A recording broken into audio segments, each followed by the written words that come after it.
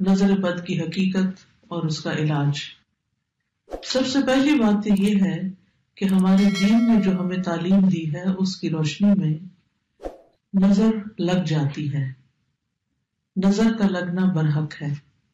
نبی صلی اللہ علیہ وسلم نے فرمایا العین حق، نظر لگنا حق ہے، برحق ہے، یعنی ایک ایسی حقیقت ہے جو ثابت شدہ ہے، یعنی نظر کے اثرات ہوتے ہیں اور اس میں کوئی شک کی بات نہیں یا اس کا انکار نہیں کیا جا سکتا۔ اور اس کی حقیقت یہ ہے کہ انسانی نظر کے اندر اللہ تعالیٰ نے ایک ایسی طاقت رکھ دی ہے کہ جو دوسرے پر جا کر اثر انداز ہوتی ہے اور اس سے بعض اوقات بیماری بھی لگ جاتی ہے۔ نظر بد کے بارے میں قرآن مجید سے جو بات ہمیں پتہ چلتی ہے وہ کچھ یوں ہے کہ یوسف علیہ السلام کے والد یعقوب علیہ السلام جو تھے، جب وہ اپنے سارے بیٹوں کو یوسف علیہ السلام کے پاس بھیج رہے تھے تو انہوں نے خاص طور پر انہیں ہدایت کی کہ سب ایک دروازے سے داخل نہ ہونا۔ سورۃ یوسف کی آیت نمبر 67 میں آتا ہے وَقَالَ يَا بَنِيَّ لَا تَدْخُلُوا مِن بَابٍ وَاحِدٍ وَادْخُلُوا مِنْ أَبْوَابٍ مُتَفَرِّقَةٍ وَمَا أُغْنِي عَنْكُم مِّنَ اللَّهِ مِن شَيْءٍ إِنِ الْحُكْمُ إِلَّا لِلَّهِ عَلَيْهِ تَوَكَّلْتُ وَعَلَيْهِ فَلْيَتَوَكَّلِ الْمُتَوَكِّلُونَ۔ یعقوب علیہ السلام نے کہا اے میرے بیٹو، ایک دروازے سے داخل نہ ہونا اور الگ الگ دروازوں سے داخل ہونا، اور میں تم سے اللہ کی طرف سے آنے والی کوئی چیز ہٹا نہیں سکتا، یعنی اگر تمہیں نظر لگ گئی تو میں تمہیں کچھ کام نہیں آ سکتا۔ حکم اللہ کے سوا کسی کا نہیں، اسی پر میں نے بھروسہ کیا اور اسی پر لازم ہے کہ بھروسہ کرنے والے بھروسہ کریں۔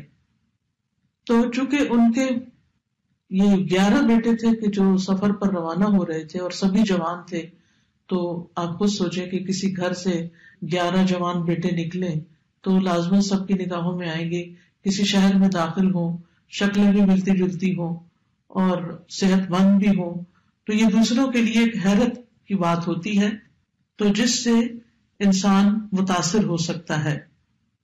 نظر جو ہے اللہ کی تقدیر اور قضاء و قدر کے ساتھ کبھی کبھی قتل بھی کر دیتی ہے، کبھی بیمار کر دیتی ہے، کبھی دہشت زدہ کر دیتی ہے، کبھی کمزور کر دیتی ہے، کبھی کوئی چیز جلا دیتی ہے۔ تو ایسا کیسے ہوتا ہے؟ اصل میں انسان جب کسی کے اندر کوئی خوبی دیکھتا ہے تو اس کے اپنے اندر ایک جلن اور ایک کڑن اور ایک حسد کا جذبہ پیدا ہوتا ہے، تو یہ جو اندر کی جلن کڑن ہوتی ہے وہ نگاہوں سے دوسری طرف ٹرانسفر ہوتی ہے۔ جیسے کسی کے ساتھ محبت ہو تو وہ محبت بھی نگاہوں سے پتہ چلتی ہے، نفرت ہو تو وہ نفرت بھی۔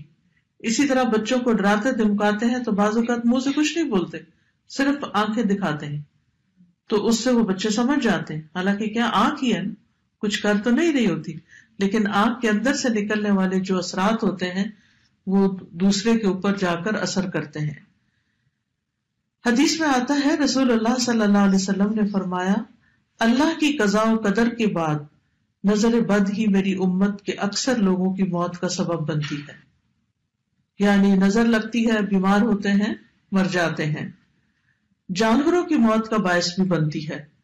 رسول اللہ صلی اللہ علیہ وسلم نے فرمایا نظر بد آدمی کو قبر میں اور اونٹ کو ہانڈی میں پہنچا دیتی، یعنی اونٹ تڑپنے لگتا ہے اور اس کو پھر ذبح کر دیا جاتا ہے۔ پھر اسی طرح یہ ہے کہ بعض اوقات اگر کسی ماں کو نظر لگی ہوئی ہو جب بچے کے ساتھ پریگننٹ ہو تو وہ نظر اس کے بچے تک بھی منتقل ہو سکتی ہے، کیونکہ نظر کا تعلق جو ہے، یعنی نظر کے جو اثرات ہیں وہ جسم کے اندر تک سرایت کر جاتے ہیں۔ ابن القیم کہتے ہیں کہ حسد نظر بد لگانے کا اصل ہے، یعنی سب سے بڑی وجہ جو ہے وہ حسد ہے۔ کبھی انسان اپنے آپ کو نظر لگا دیتا ہے، کبھی بغیر ارادے یا طبعی فطرت کی وجہ سے اس کی نظر لگ جاتی، یعنی پہلی چیز تو حسد ہے، لیکن کبھی کبھی حسد کے بغیر بھی لگتی ہے، کبھی اپنے آپ کو بھی لگتی ہے اور کبھی کسی اور کو بھی لگ جاتی ہے۔ تو چیز کو دیکھنے اور نہ دیکھنے کا فرق ہوتا ہے کہ آپ کس نظر سے کسی چیز کو دیکھ رہے ہیں. کبھی انسان محبت کی نظر سے دیکھتا ہے، کبھی انسان حسد کی نظر سے دیکھتا ہے. نظر بد کی دو بڑی قسمیں بتائی جاتی ہیں، ایک ہے انسانی نظر کا لگنا اور ایک ہے جنوں کی نظر کا لگنا. یعنی بعض اوقات انسان کوئی بھی نہیں ہوتا لیکن پھر بھی انسان جو ہے یعنی بیمار محسوس کرتا ہے، کمزور محسوس کرتا ہے، تو اس کی وجہ جنات بتائے جاتے ہیں. اور پھر وہ نظر جو ہوتی ہے وہ انسان کو بیمار کر دیتی ہے، جس کے پھر کچھ سمٹمز ہوتے ہیں. ام سلمہ رضی اللہ عنہا سے مروی ہے کہ نبی صلی اللہ علیہ وسلم نے ان کے گھر میں ایک لڑکی دیکھی جس کے چہرے پر کالے دھبے پڑ چکے تھے. تو آپ نے فرمایا کہ اس پر دم کرو کیونکہ اسے نظر بد لگ گئی ہے. یعنی اس سے انسان کے خون کے اندر ایسے کیمیکل چینجز واقع ہوتے ہیں کہ اسکن ڈیزیزز بھی ہو سکتی ہیں. اور آپ صلی اللہ علیہ وسلم نے یہاں صفعۃ کا لفظ فرمایا جس کا مطلب ہوتا ہے جن کی نظر. یعنی اس بچی کو کسی انسان کی نظر نہیں لگی تھی بلکہ جن کی نظر لگی تھی. اور جنوں کی نظر جو ہوتی ہے وہ انسانوں کی نظر سے زیادہ سخت ہوتی ہے.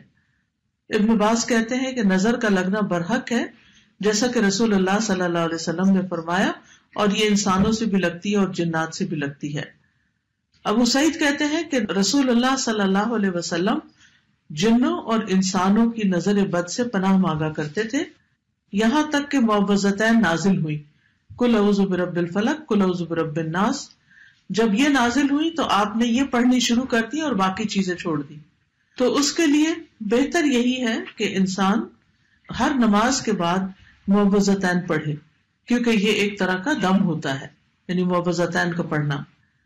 تاثیر کے اعتبار سے نظر کی کچھ اقسام ہیں. ایک ہے العین المعجبہ، خوشی یا تعجب والی نظر، حیران ہو کے کسی چیز کو دیکھنا، خوش ہو کے کسی چیز کو دیکھنا.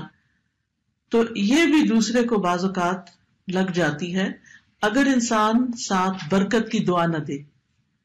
اسی لیے جب آپ کسی دلہن کو دیکھیں تو ماشاء اللہ بارک اللہ فی، اللہ برکتیں دے، دعائیں کریں، عید مبارک. کیوں کہتے ہیں؟ کیونکہ جب دیکھتے ہیں کہ اچھے کپڑوں میں ہے انسان، اچھا حال حلیہ ہے، تو دوسرے کو فوراً مبارک دی جاتی ہے تاکہ وہ انسان کی شر سے محفوظ رہے.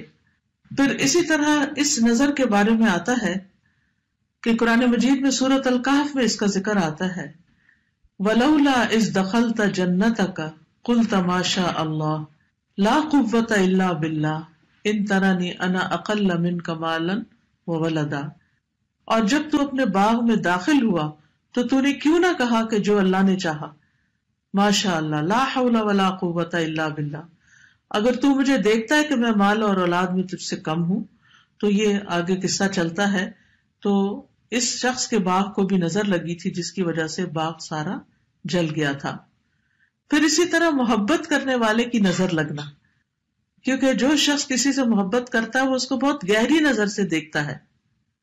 ابن حجر رحمت اللہ علیہ کہتے ہیں نظر کبھی خوشی اور تعجب کی صورت میں بھی لگ جاتی ہے، اگرچہ وہ حسد کے بغیر ہی ہو، اور اگرچہ وہ کسی محبت کرنے والے کی طرف سے ہو، اور اگرچہ وہ نیک آدمی کی طرف سے ہی ہو، یعنی نیک آدمی کی بھی لگ جاتی ہے. اور اگر کسی آدمی کو کوئی چیز اچھی لگے تو اس کو فوراً اس چیز کے لیے برکت کی دعا کرنی چاہیے جو اس کو اچھی لگی ہے، تو یہ اس کی طرف سے دم ہی ہو جائے گا. یعنی وہ دم بارک اللہ فیک کہنا جو ہے، اللہ کا نام لینا، ماشاء اللہ کہنا، یہ ایک طرح سے آپ دوسرے پہ دم کر رہے ہوتے ہیں، اور اس طرح دوسرا شخص شر سے محفوظ رہتا ہے. پھر ہے حسد کرنے والی نظر. قرآن مجید میں حسد کے بارے میں بھی آتا ہے، اور یہ نظر خبیث نفس سے نکلتی ہے، اور یہ شخص دوسرے کی نعمت کو ختم کرنا چاہتا ہے. وہ ایسی نگاہ سے، جیسے کہتے ہیں نا کھا جانے والی نگاہ سے دیکھتا ہے چیزوں کو، کہ جس سے اس کا مقصد یہ ہوتا ہے کہ اس شخص کو جو نعمت ملی ہے یہ اس سے دور چلی جائے. پھر اسی طرح بیمار کر دینے والی نظر، یہ وہ نظر ہے جو بیماری کی تاثیر کے ساتھ اثر انداز ہوتی ہے، اور اس کے نتیجے میں مختلف طرح کی بیماریاں لگ جاتی ہیں. ابو ذر رضی اللہ عنہ کہتے ہیں کہ رسول اللہ صلی اللہ علیہ وسلم نے فرمایا، بے شک نظر بد آدمی کو اللہ کے حکم سے دیوانہ کر دیتی، یعنی اگر اللہ کا اذن ہو جائے، جیسے اور جسمانی بیماریاں ہوتی ہیں تو وہ بعض جو ہے وہ ایک سے دوسرے سے تیسرے میں ٹرانسفر ہوتی رہتی ہیں اللہ کے اذن سے، تو اسی طرح یہ نظر بھی اور اس قسم کی بھی تکلیف دہ چیزیں جو ہیں وہ دوسرے تک پہنچتی ہیں.